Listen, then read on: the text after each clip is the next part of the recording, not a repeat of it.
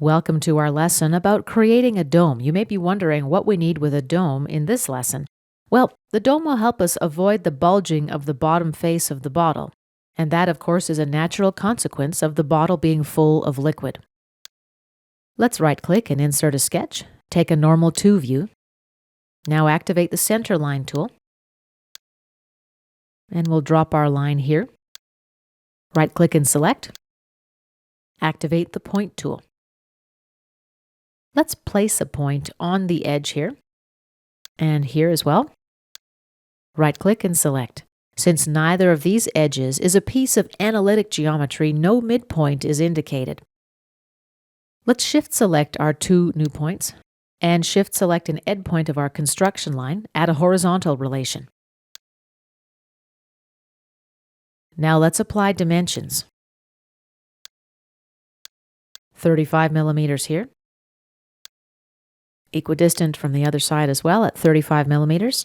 OK. Activate the Offset Entities tool. Let's select this line. Create a 30 millimeter offset. Bidirectional and end cap options are selected.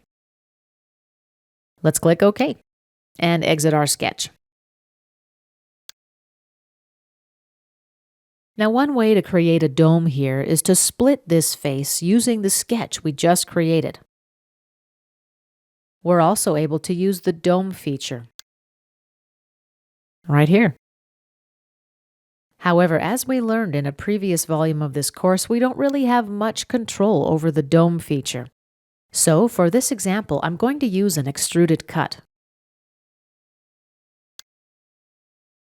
First action, let's select our sketch.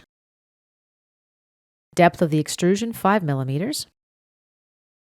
Let's apply a draft, let's say 45 degrees. Tab to register. And let's accept. Lastly here, let's apply a fillet. It'll be a face fillet type. Our first face and the second face. Let's select a hold line as well. And accept. One more fillet now. Constant radius type. Let's make it 8 millimeters.